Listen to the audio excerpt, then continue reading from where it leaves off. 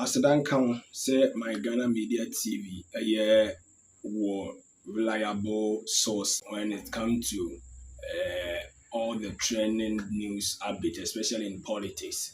Now, I was for you know name the SCA in a year or Osuno Kokroko Amanyoko New Patriotic Party mu 2024 elections na a course na you see say defeat na come out woman ade a ɛso paa in Ghana oba ne abato abakɔsɛm a ade sɛ bi NC da ɛsan sɛ wɔn mo Frank Atuni Dr. Alhaji Muhammadu Bawumia yɛto aba no wie na electoral commission kika ɛbɔ mu no wohwɛ ɛyɛ percentage a wonyaeɛ a that is ɛyɛ 41.61 ɛna afei His Excellency John Dramani Mahama ne ɔyɛ Ghana mampanyini NDC ɔno mo Frank Atuni ɔno nso so enya ɛma no ɔhantikyi mu no percentage no ɛyɛ 56.55 na utimi sɛ over 1.7 million ɛna kɔto abaditi a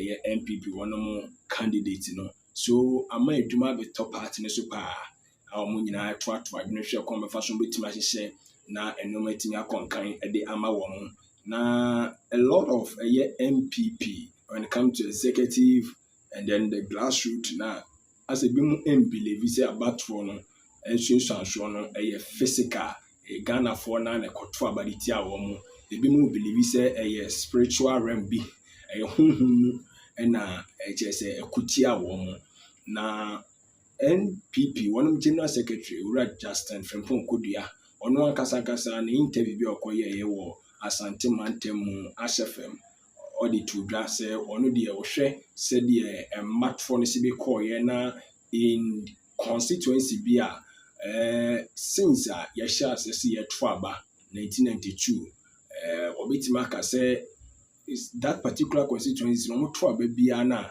a NPP didn't konim but 2024 now sa seat in from Monsa Dinjo I was about to patient national was saying one papa baby to say Katie Amon Pessia so and Dancia Squa was so to know how I want to see Domico Binya near Cotua baby yes NPP parliamentary seat a few on one side or Malucio or was say a broad drink so now you could see so called northern so northern region ebimutimi to abano now more candidate but we zero near the adeno or so we say in some no more kutia woman and a more mudi into sa iti mama wuntie said the lawyer Justin Frimpong Kodua a church in Simunimu now church mu wia oba panyin ba konso a na na dan kwa kufuado emanu asoafo dibre ano ye Minister of Information Maame Fatimatu Abubakar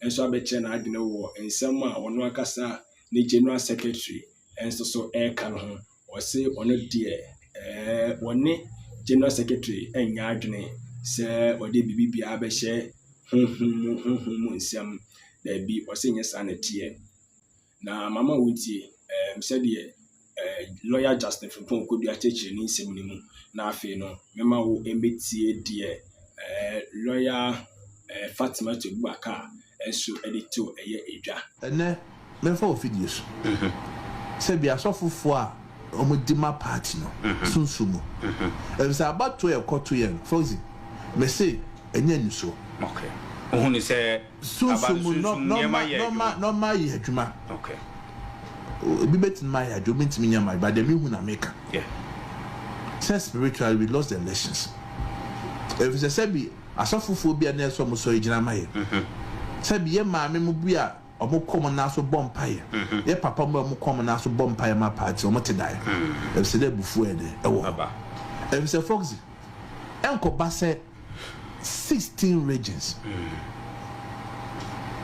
ase NPP for efa fon frefro mo ho sa ba ne enkoto kasem se entimi si if se den na ye koto aba Saturday it's time for dodo na so mo koto aba no Oko North the same Oba Buna the same Ahafu same Ashanti same Western region baby almost from koto aba no and you tell me say when you soon massive. BBC.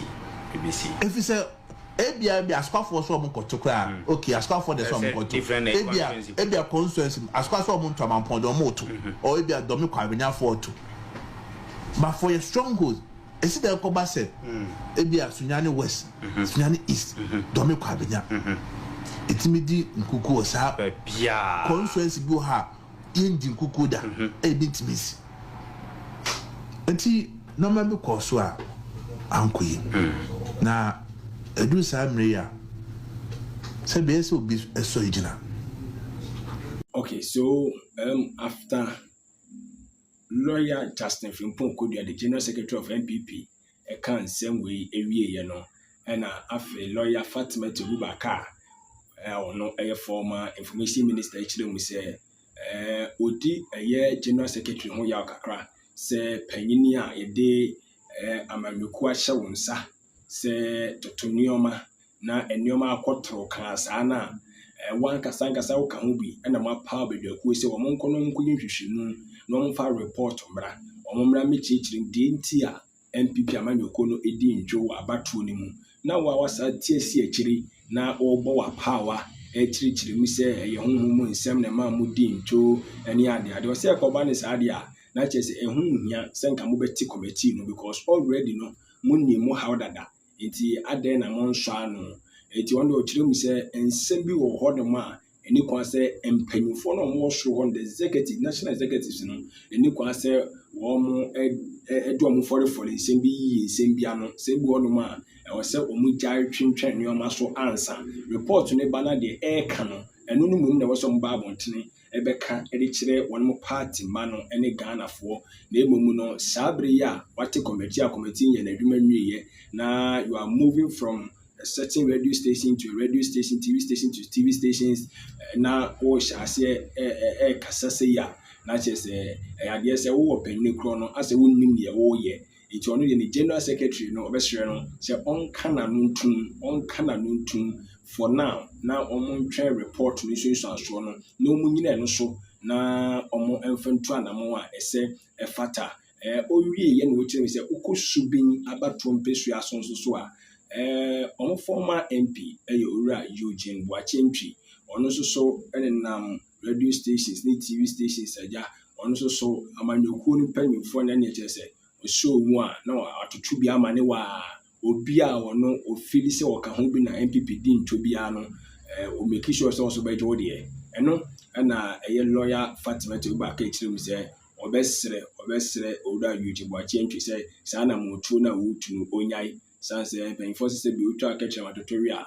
onwinam bia ya asem na aba senate kiremanya asem a wo mo ahwe no masiesie eti asem bi asibia no wo haw bia na yesi o committee wo ho fakodan committee ni nyehwehwemu na entimi emwa na se wo be kesa bebre ni ade no o jeska satentimi wo nsuso obi anim se anya ade se etoponko eti no o se eba ni se ya omo from grassroots no omo de eja omo na wo from ne Ghana for omo ne nim de ekọ to omo ne mum ne betimi akasa na mo executives ne de mo so nko kasa bisa na chese amwa na mama wuntie said the lawyer Fatimatu Abubakar, former Minister for Information, also the name Etruda on a year Asempa or Ekusi Essential so and all the science so Etruda. Onu say nkugu amudi na ye spiritual na bibia ye spiritual na ye ti committee man ye spiritual adwuma.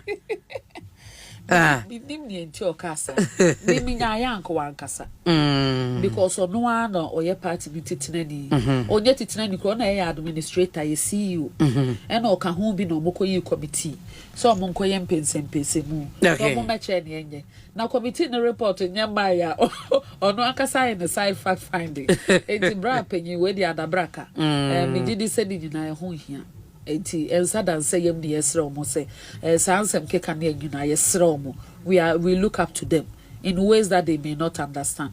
When we are broken, your inspiration say they will show the kind of leadership that will pull the party together. Na juma da ye ni muso enti spiritual say they only ye na yanko bompaye but I think say if he would have avoided some of those commentary and waited for the committee to do its work and kebeboy. What the WhatsApp code you nipa not to ya who asem na wo kan ya.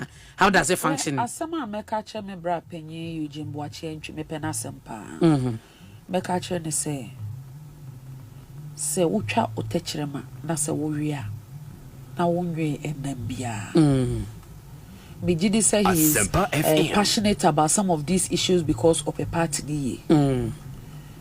Mijidi say me nsusu ya me dey by is because me nso me pe party ni. Na ni nyina twankosi no. Anamo bi a ye betu no. Say ye tu no in such a way say it will be possible to reunite our party and regroup.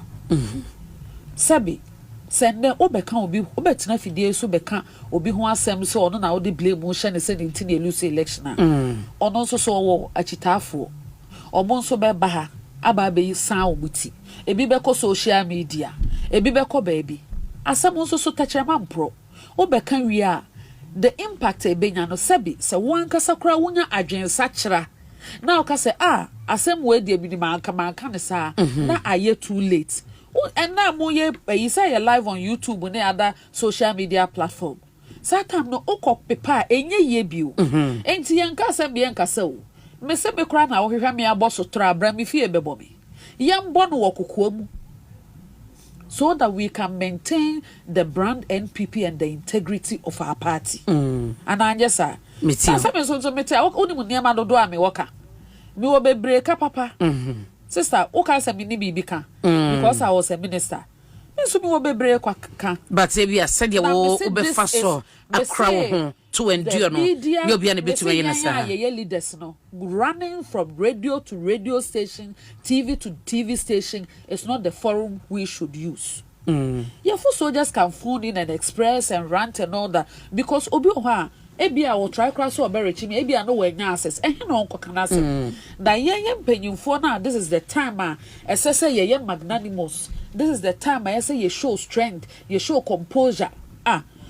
Now what to say so unim sa to renche mutimisi na ye use mampanyin na ye se bra na be show mining cry wo be gina ha beti ni so wa sister sa na ye no. And there is a clear difference between leaders and those who are followers. Why we leader no na abeso wakoma.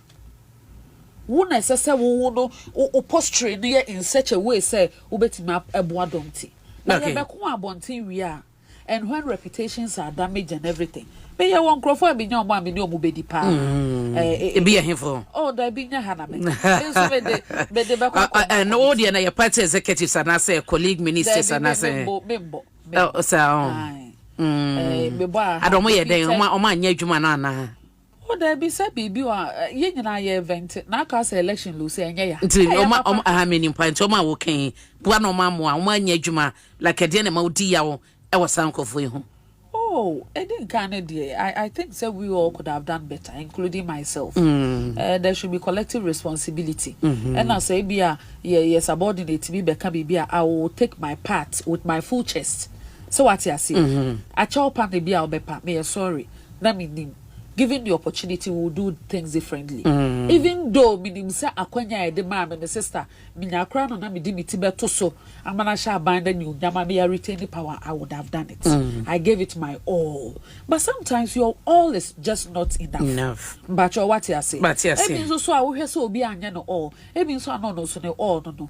But me say given the opportunity, obi abe explaining who akane and the committee party the diabeto no affords us the opportunity to do just that. Okay. It is a committee no cry or national executive or access to other leading members of the party.